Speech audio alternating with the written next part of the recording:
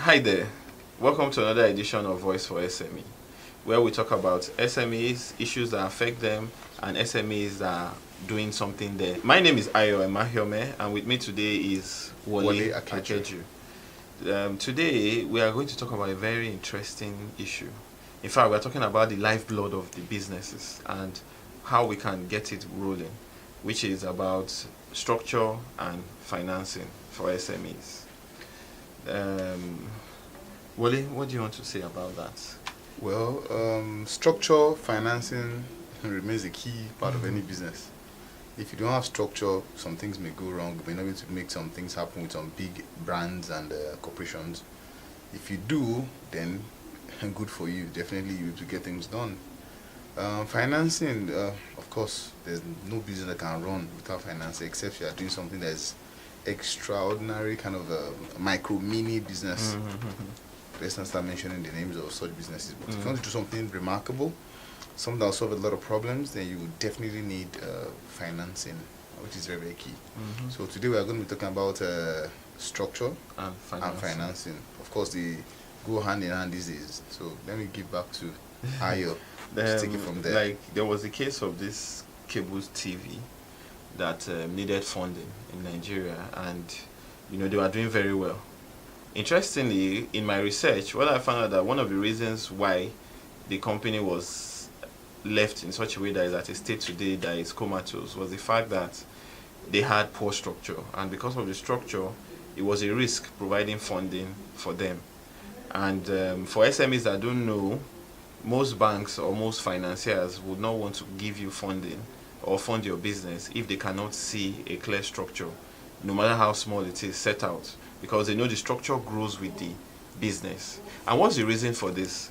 The main reason is because if you don't have a structure, that means either the entrepreneur or the founder or whoever, as in if you are both, it means that within the shortest possible time, if anything should happen to you, you are sick, you die, you decide to abandon the business, then once you leave, the business dies. There's no continuity. Yeah. And funding is supposed to fund a business in such a way that there is continuity and it's still running with or without you. And that's the essence of structure. And the beauty of it is that you don't say because it's a one-man business, then you don't need to put structure.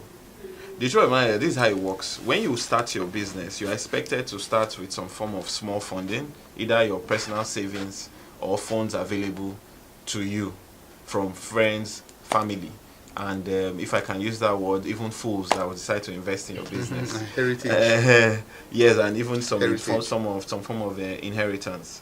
Now, when you get that kind of money, you start the business. As the business grows, you should have plans on ground such that right now I need an accountant, I need a customer service person, I need marketers, I need staff, or I need partners that will run with me. What will these partners be doing? Probably a partner will be collaborating with you on the basis of accounting, providing financial services, while another person is collaborating with you to provide marketers on an outsourced basis. Then another company could collaborate with you and provide you with HR services to manage your proposed staff, and on and on and on like that. What do I mean by that? It doesn't even have to be that you employ the staff as your employees that you pay salaries. If you can't afford that, outsourcing costs far less, which you can now do in a time basis. And with that one, you don't even still need to have an office, which is also an additional cost. But the issue is, if you really, really want to grow your business via funding, or you want investors to join your business or put their funds into it, then you need structure. Your business must be structured, because that gives room for continuity, and when there's a structure, I can see that you are going somewhere. But if it's just you and you've been running the business like the one we know of, where there is a chief executive entrepreneur who any day anything happens, the business will do, because it's a big risk, and that's what we call key man risk in finance. And there are many businesses like that. That's just like this cable TV I talked about. When it's time to grow or time to expand, to take in increase in business, nothing is on ground to show the financiers that they can take it, and they die because the fund will just not come in. So are you an entrepreneur out there? Are you a businessman out there? Start setting up your structure now. The first thing you need to do is draw up an organogram of how how your ideal business should look like. Are you now going into the structure itself now? Because Yes, that's how what a I want to structure say. should be. Let's talk about the structures now. What's the minimal structure that anybody should have for typically, let's say, a 2-man business or a 3-man business or a business like 4 staff? There is no hard and fast rule. The issue is not about the minimal structure. The issue is what are the fundamental pillars that every business needs to have. Okay. So you now build the structure on those fundamental pillars. Okay. One of them for the average business is you must have finance. So there will be like an accountant. Okay. Or an accounts clerk. So there's the accounts department. Then the other part is your business must always generate income, because that's what keeps it alive. And what is that? That's the marketing department. Okay. So once you have a marketing department and you have a finance department, somebody manages the whole two together and sees to their needs, which is now the admin department. So there's admin, there's finance, there's marketing. How about HR? HR comes in as number 4, which is because at that time you now have a number of staff that you need to manage them and their welfare. Okay. Yes, and you now need to plan into their future, which is human capital. Okay. So that is where HR comes in. But at the beginning, the fundamental ones are the finance, the admin, and the marketing. Okay. Once those are there, and so those, even if that's all you have, there's structure. Because I can now see the HR department growing, I can see the finance department growing and monitoring the business and the finances that come in, and then I can also see the marketing department growing the business and also monitoring it. And to manage all of them, you now have the management of the business itself, which is where your organogram is now organized. You have the top management, the middle management, and the lower management. And those are the people that will now fall into those supervising the HR, supervising the finance, supervising the accounts, and supervising the marketing. And that's a very simple and basic structure. That is where other things come in. Okay. Based on this typical structure now, how many people have you counted out? That would be in the company. Because I'm sure how many people? Because I'm sure that's what some supposed 1-man business will run away from, and they will end up not having structure. They will now don't take it like that. That's why I immediately at the beginning. Now I'm speaking for some people. Yes, immediately at the beginning I said, number 1 is to have this structure. You don't need to have an office. Okay. Number 2, I said if you can't afford to have these people, then automatically you can outsource. So you can outsource your HR, you can outsource your marketing, you can outsource your finance, you can outsource your admin. When you do that, at the end of the day, it's still you. Okay. It's just you running your business. But what the beauty of that is that when you've done all that, then automatically you focus on your core. Okay. Which is that your business. Be you a technocrat business like the IT people, just be doing your coding or your media or whatever you are doing. Or be you a producer of products, stick to it. Face it. While all those people you outsource it to are running your business with you. It's as simple as that. Now let's talk about the outsourcing part now. Mm-hmm. Let's say you want to outsource HR. Okay. Do you have key examples? Maybe it's time to advertise some people. Do you have key examples of companies that you can outsource it to? Of course. All this outsourcing now. Let's talk about those that we can actually outsource to, because we can be helping somebody right now. Yes. For HR. Yeah. For example, no, let me know. We won't talk about. There are a lot of outsourcing companies. Even accounting. There are a lot of outsourcing companies. On the average, let me start from the HR and the marketing functions. Okay. Those are things that even the admin function, a company like Coinbox Limited now offers outsourcing. Of all these for virtually everything. Everything. Yes. All the way to the finance. Coinbox. Where you face your business and Coinbox takes care of you from the backside, from the back end. Okay. That's 1. Then 2, for accounting, the average accountant out there that knows his onion, you can actually negotiate an outsourcing arrangement where probably over a period of time, maybe once or twice or 3 times a week, they come and check your books. Or online, they have access to your books, and based on that, prepare your financials for you and help you monitor your financials too. Because sometimes you might have 100 million in your account, and the 100 million is actually not yours. But when you don't monitor it, you will just look at the account and start spending until the owners come for it. Because it might be for production, it might be for sales, it might be for so many other things.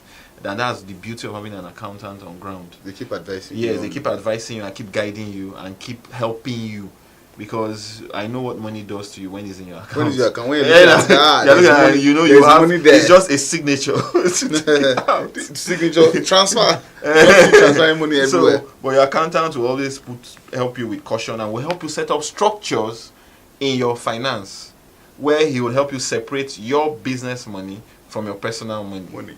And then the same thing, your admin person will help you monitor such that your rent will be taken out from somewhere, your expenses, and even help you manage it. Oh, we are spending too much on transportation. I think we can do it. Yes. And those are the things. It helps you save your money. You don't look at it from the angle that it helps you, it costs more to you. And so it actually helps you save your money, especially when your business is growing. For example, if you're just doing like 100,000 every month, fine, you can still run it as yourself. But when the business is now hitting somewhere in the 500s and above of thousands, you surely need a structure and some people to join you in running it. And like I said, it's not mandatory they are your full staff. True. It's not. You can always outsource them. You can always outsource them. HR, there are a lot of HR companies. HR too. Yes, that they can provide you with staff, and that will be their staff, but running as if they are your HR. And the same thing with what have I missed out? Admin. There are companies that offer admin services. And then which other one? Depending on the average size of the company, there is security. Okay. Yeah, security, you know, you can always, on the average, most security auditors, security services are majorly outsourced, except you're a security company. And it's the same rule, and there are many there. Like there's August Eye, there's Allogene, even though they are not paying us for this. But yeah, but they are there and they offer such services, and they're always there, you know, to assist you. And you know, it's the beauty of outsourcing is that they work with your budget. True. Because it could be a reduction in the time or the number of personnel that they give you, but they always work with your budget. And it's always necessary. It helps you reduce the headache. And that means they're affordable. It's affordable. And even in addition to structure, if you can't afford to pay the kind of rent they collect here in Nigeria, especially in Lagos or Abuja, nothing stops you also from using a leased office that you pay per hour. Virtual offices. So that is only when you have co-work space, virtual offices. So that is only when you have meetings, you go there. And the same thing, your outsourcing companies are running and doing the other things they are doing for you while you have your co-work space. And it creates a structure for your business. And it gives you access to more funds and helps you grow your business. True. And that's how it works. Take a round up now. Yes. The truth is there's so much to talk about structure and so much to talk about financing your business. Because even creating structure is just one part of it. You now need to have your financials on ground. True. So in subsequent editions, we'll talk about financing. We now need to set up a HR structure. We now need to discuss how to set up the HR structure. We'll now talk about marketing. What does it? A lot of people run away from marketing where you say you are in business. So we'll talk about that. But no business can even survive these days without marketing. There's marketing that brings in the money. People. That's what brings That's it now. And that's media. So we'll talk about media also. So there's so much to talk about. Then we'll now talk about the various financing options. One is bank, but banking is not the only source. There's investors, there's family, there's friends, there's crowdfunding. Yeah. There are so many sources of funding. There is even credit from your suppliers. There's credit from even your manufacturing partners. There has to be credit worthy before the end. Yes, and part of it is also structure. Yeah. So there's so much to talk about, and we hope to continue this next week. Join us same time next week. And once again, my name is Ayo Emahiome, and with me is Wole Ayo. See you next week. Bye. Thanks for watching.